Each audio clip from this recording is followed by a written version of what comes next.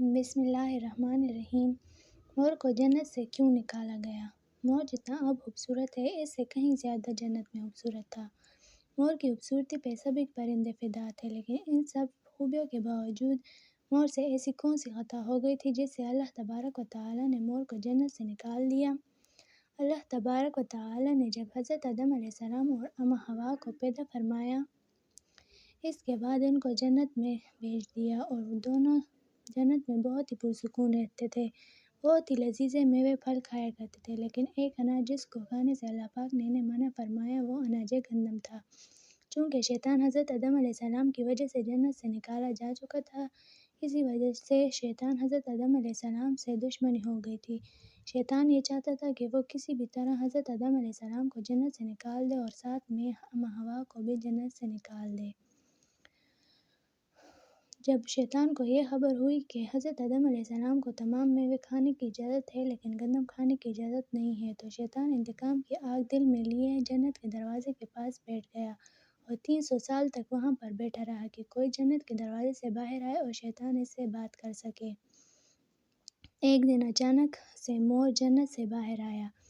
شیطان اس کو دیکھتے ہی بہت خوش ہوا۔ شیطان نے پوچھا، اے خوبصورت پرندے تم کون ہو؟ مور بولا، میں مور ہوں، اب اپنا تعارف کرواؤ۔ شیطان نے جواب دیا، میں عالم غیبیہ کا ایک فرشتہ ہوں، میں اللہ پاک کی عبادت سے ایک پل بھی غافل نہیں ہوں، میں چاہتا ہوں کہ میں جنت میں جاؤں، وہاں کی نعمتوں کا اپنی آنکھوں سے مشاہدہ کروں۔ شیطان مور سے کہنے لگا، تم مجھے جنت کے اندر لے جاؤ، میں تمہیں 3 ایسی باتیں بتاؤں گا جس سے تمہیں ابدی زندگی حاصل ہو جائے گی، تمہیں بڑھاپا اور بیماری نہیں آئے گی، تم ہمیشہ جنت میں ہی رہو گے۔ شیطان کی یہ باتیں سن کر لالچ میں آ کر مور نے کہا، مجھ میں تو اتنی طاقت نہیں کہ میں تمہیں جنت میں کے اندر لے جاؤں، لیکن ایک سانپ میرا دوست ہے، وہ شاید تمہاری مدد کر سکے۔ یہ کہہ کر مور سانپ کے پاس آیا، اس کو ساری باتیں بتائی۔ سانپ بھی شیطان کی باتوں سے بہت خوش ہو گیا۔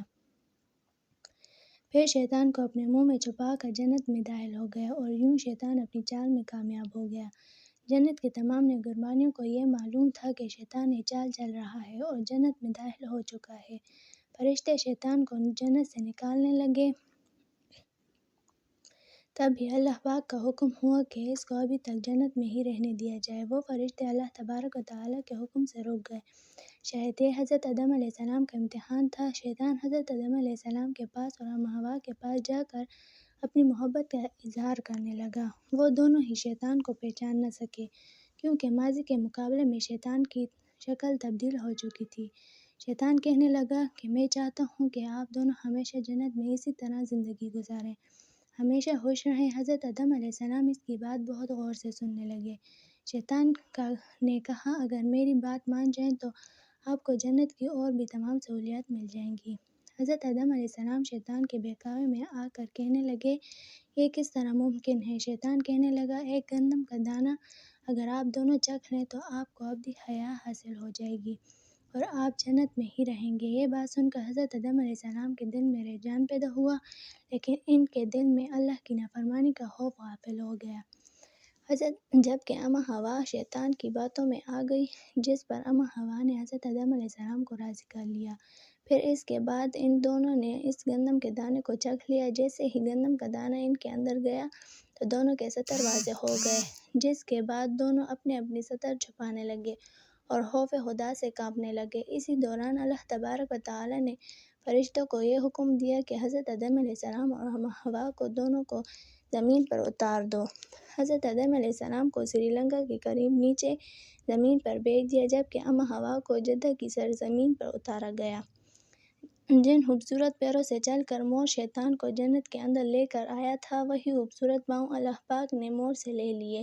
سانپ جو اپنے منہ میں شیطان کو چھپا کر لایا تھا، اس کے منہ کی خوبصورتی کو چھین لیا، اس میں زہر ڈال دیا۔ پھر مور کے ساتھ ساتھ سانپ کو بھی